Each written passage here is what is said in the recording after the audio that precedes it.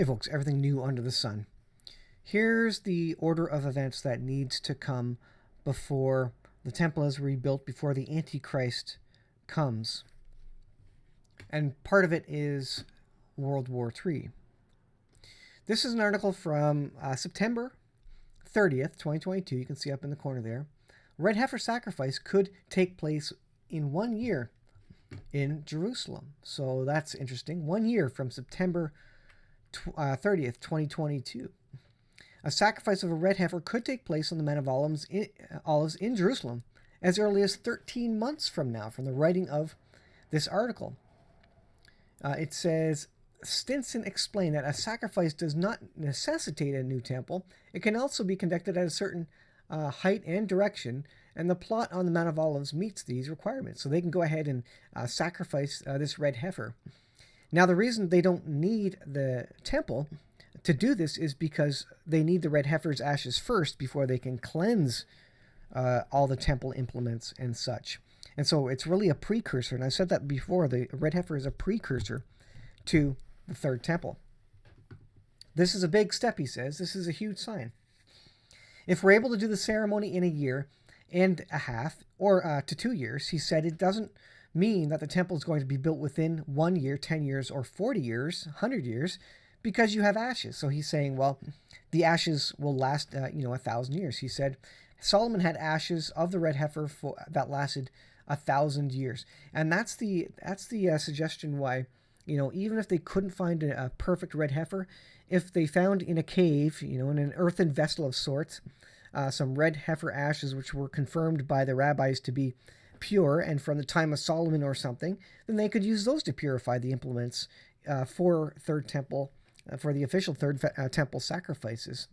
And so they wouldn't need to sacrifice a new one. And so that's kind of the unknown that is still out there, that even if one of these red heifers has a white hair or something, they could still go down that route. The red heifer does not mean you have to immediately build, it says. However, I think it's a key that turns on the engine. Now, if we go back to talking about the Antichrist and what's the lead up, what are the steps towards the Antichrist? Well, this is my in my timeline of the Return of the Lord keynote presentation, and it's speaking of Ezekiel 38 and 39, and then also of Revelation 13, verse 16 there. And it's talking about some sort of economic collapse where it forces the enemy into Israel to take a spoil. So in Ezekiel 38, Sheba and Dedan and the merchants of Tarshish with all the other lines thereof shall say unto thee, and that doesn't sound like NATO, art thou come to take a spoil? So NATO is saying to the people from the north here, art thou come to take a spoil? Hast thou gathered thy company to take a prey, to carry away silver and gold, to take away cattle and goods, and to take a great spoil? Now you look at these words. What does that mean?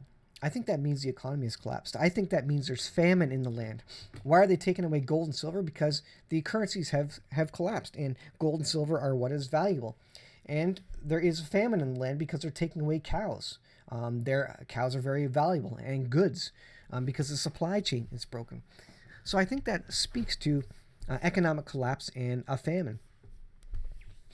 Revelation 13, and he causeth all, both great and small, rich and poor, free and bond, to receive a mark in their right hand or their foreheads, and that no man might buy or sell save he that has the mark. So the Antichrist is going to come in at a time when the economic system is switching over. And he implements this mark of the beast system, which is going to fix everything. So here's what I suggest to you. And I suggested it before, but here's the next amount of time, whatever that amount of time may be, but it could very well be months away.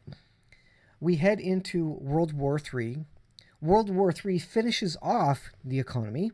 I say finishes off because the economy has been in downfall and has is effectively collapsed right now.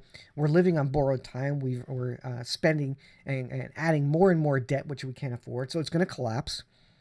So the World War III is going to trigger that economic collapse, and it's going to be it's going to basically hide all the economic missteps of the governments of the world. It's a good way to say, oh, we didn't mismanage the economy. World War III simply caused the economy to crash. So it wasn't our fault as politicians. That's what they're going to say.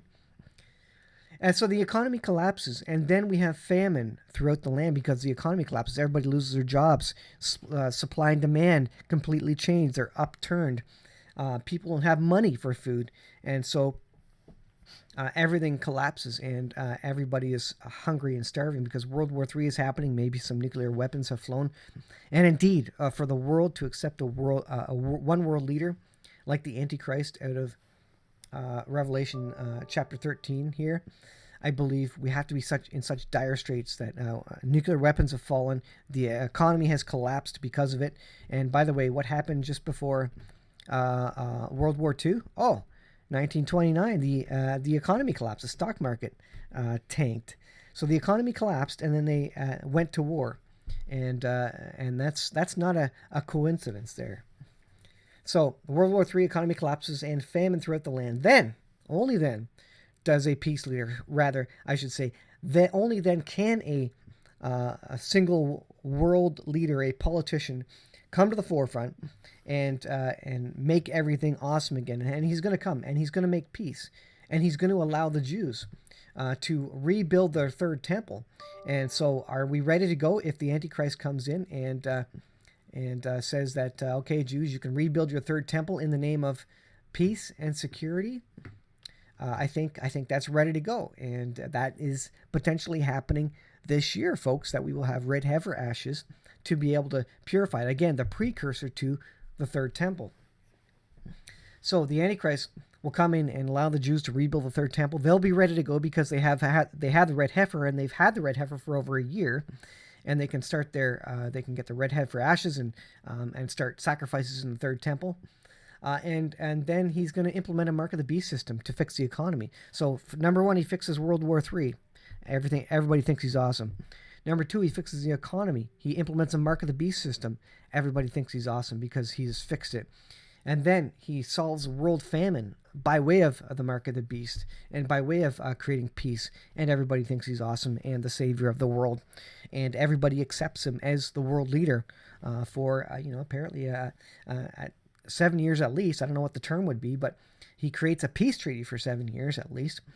And because everybody's desperate, again, they're not Christians. They don't know Bible prophecy. They will accept them. They don't know that the mark of the beast is basically confirming what side of the fence you're on as it relates to the Lord and heaven or hell. So they don't know yet that. So that's my job. That's your job to notify them. That's what we're doing here. And that's why we have church and invite people to church to tell them what's going on in the world and why they need to be saved. So those are the steps to the one world government, the Antichrist, and we are headed there. So what comes next? World War III, folks. Either World War III or economic collapse. One triggers the other right away. Famine comes along with that. We are in dire straits. It's going to be very, very hard, folks, especially if it comes to the point where the Antichrist comes in and says everybody must take the mark. Because it says you can't buy or sell unless you have the mark of the beast. And there's going to be all these Christians there. I believe they will be there for the first 3.5 years before he causes the abomination of desolation. And all these Christians are going to say, you know what? Am I going to stay a Christian or am I going to feed my family? I won't be able to feed my family. I won't be able to buy food. I won't be able to pay for a mortgage. I won't have a bank account. Because you can't buy or sell. You won't be part of the economy unless you accept this mark. And of course, as Christians, we know that we cannot accept this mark. So this is coming, folks, and shortly down the line. Be prepared. It's exciting from one hand because we know the Lord's returning and we know Bible prophecy is being revealed right before our eyes. We're living in the last days. We're watching this happen. But there's also a lot of hardships coming too that we need to grow our faith for because we need to be ready for it. We need to stand strong, stand firm in the faith. Thanks for watching, folks. I'll leave it there. We'll see you in the next video.